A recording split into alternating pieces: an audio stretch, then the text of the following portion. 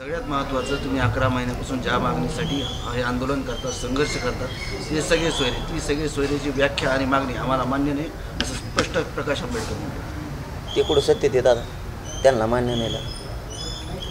बघ, त्यांना मान्य आहे नाही, कोणाला मान्य आहे नाही याच्यापेक्षा आम्हाला जे मान्य आहे ते सरकारनं आश्वासन दिलेलं आहे. नसता सरकार जाणार, भुजबळचं ऐकायचं तर ऐका म्हणत. ते फक्त भुजबळचे ऐकत आहेत, बाकीच्याला मी दोषच देत नाही.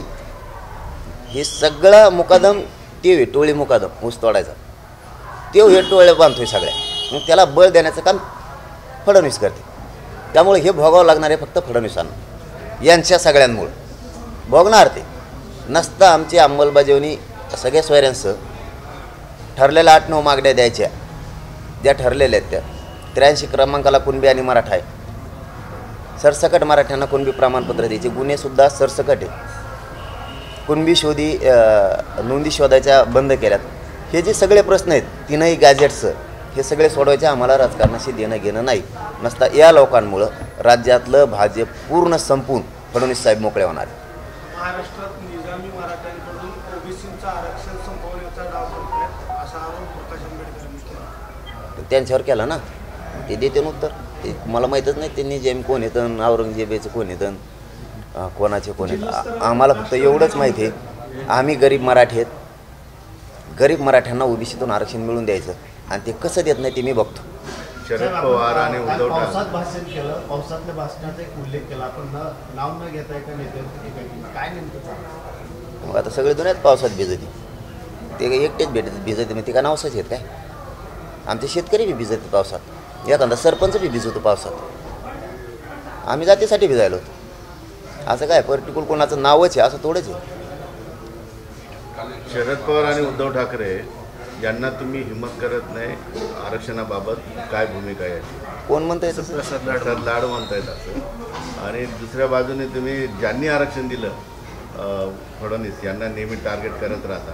राज ठाकरेंनी आपली भूमिका काही का होईना ती जाहीर केलेली आहे, पण तुमच्यात हिंमत का नाही की उद्धव ठाकरे आणि शरद पवारांना जाब विचारा? तुमच्यात एवढीच हिंमत आहे का म्हणा? तुमच्यात हिंमत नाही का देवेंद्र फडणवीसला आरक्षण द्या म्हणायची?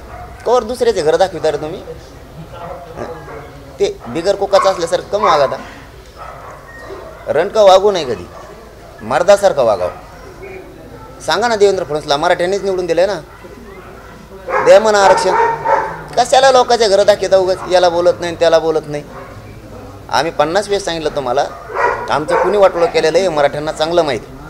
म्हणून तर तुम्हाला 106 माग आमदार निवडून दिले ते ना, 13% आरक्षण दिलं म्हणून. ते बी तुम्हीच घातलं, मराठ्यांनी लगेच तुम्हाला पायाखाली घातलं. तुम्हीच घातलं ते आरक्षण, म्हणून मराठ्यांनी तुम्हाला पायाखाली घातलं. आता पुन्हा मराठ्यांनीच आणलेलं आहे तुम्हाला. आता पुन्हा मराठीच पायाखाली घालणार तुम्हाला जर आरक्षण नाही दिलं. कशाला घरं दाखवून नाटकं करता रे? याचे आणि त्याचे घरं दाखविता. राष्ट्रीय ओबीसी महासंघाची अमृतसरला बैठक झाली, राष्ट्रीय ओबीसी महासंघाची, आणि त्यामध्ये त्यांनी जवळपास ठराव देश पातळीवर ते ठराव केलेले आहेत. आणि ओबीसीतून इतर आरक्षण कुणाला देऊ नये असा देश पातळीवर महासंघाने ठराव केला. करू तर काय होतं त्याला? ठराव कोणी करू? मग आम्ही करू तिथं बसल्या बसल्या. हे देऊ नका ते देऊ नका. कायदा काय कोणाच्या मनावर चालत नसतं. ते म्हणतील तसं होत नसतं आणि ते सांगतील तेच होणार असं होत नसतं. जिल्ह्यातील कास्ट व्हॅलिडिटीचा विषय प्रत्येक जिल्ह्यामध्ये अडचण आहे. लवकर प्रमाणपत्र द्यायला अधिकारी काळापेक्षा पैशाची मागणी होती असं म्हणणं आहे. हे सरकारच विचित्र आहे. यांना जाणून बुजून एका हाताने द्यायचं आणि दुसऱ्या हाताने वाटोळं करायचं. उघड सांगतो मी तुम्हाला, धनगर बांधवांकडून निवडून येईपर्यंत पहिल्याच कॅबिनेटमध्ये तुम्हाला आरक्षण देऊ असं सांगितलं होतं. एका हाताने मतदान घेतलं, सत्ता हस्तगत केली, दिलं नाही. तसंच एका हाताने द्यायचं, दुसऱ्या हाताने वाटोळं करायचं. ही यांची पद्धत आहे. शिंदे समिती गठीत केली, नोंदी शोधल्या, प्रमाणपत्र द्यायला त्यांनीच अडचणी आणायला सुरुवात. प्रमाणपत्र दिले, व्हॅलिडिटीला त्यांनीच अडचण आणली. वंशावळ समिती गठीत केली, तिला काम करायचं सांगितलं नाही. कशाला गठीत केली ती? नोंदी शोधल्यात, कक्षच नाही आहेत प्रमाणपत्र देण्यासाठी. ही यांची वागण्याची पद्धतच चांगली नाही. मुलीला मोफत शिक्षण केलं, नुसतं कागदावर ठेवलं, फीस भरून घेतल्या. फीस भरायचे झाल्यावर आता मोफत केलं. आता सगळ्या फीस घेतल्यावर इतके उलटे दिमागाचे कामं करते ते. सगळ्या सोयऱ्याची अंमलबजावणीला सुद्धा यांनी असंच केलं. हे जाणून बुजून मिळू देत नाहीत. एसीबीसी मराठ्यांनी मागितलं नाही तरी कायदा पारित केला आणि ईडब्ल्यूएस मराठ्यांचं घातलं.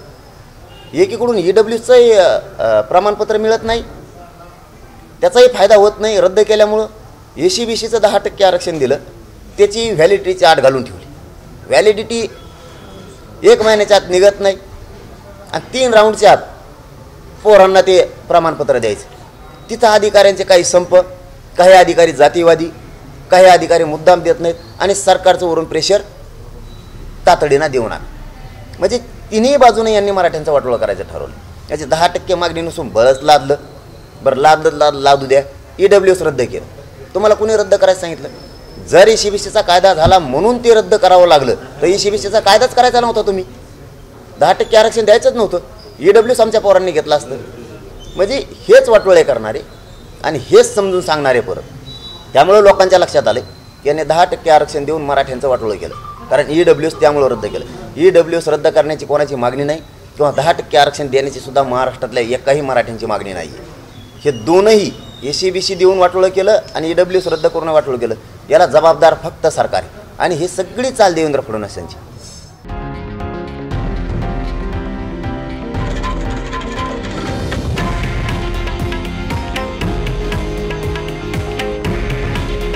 हे आहे देशातील नंबर 1 न्यूज नेटवर्क आणि आपण पाहत आहात TV9 मराठी. काळजी तुमची, हित महाराष्ट्राचं.